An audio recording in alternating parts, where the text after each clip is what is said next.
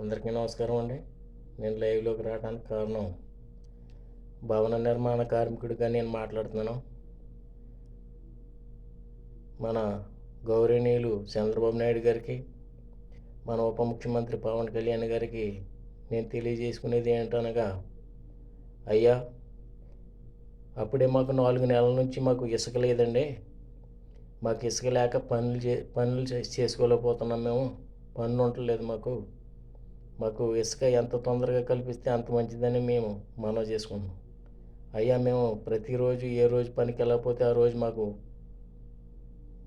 నడవదు. మాకు ఏంటంటే మీ ప్రభుత్వం మట్టుకి మాకు చాలా బాగా చేస్తున్నారు. మీరు ప్రభుత్వం వచ్చిన కాడ నుంచి, కొత్త ప్రభుత్వం వచ్చిన కాడ నుంచి మాకు చాలా బాగా చేస్తున్నారు. అలాగే మాకు కార్మికుల కోసం, మీరు తాపి పని చేసే వాళ్ళ కోసం మాకు ఒక ఇసుక అందుబాటులో కల్పించి, మాకు ఇసుక ఎప్పుడు నిత్యం ఉండేటట్టు చూస్తే మాకు పనులు చేసుకోవడానికి మాకు ఏర్పడతాయండి.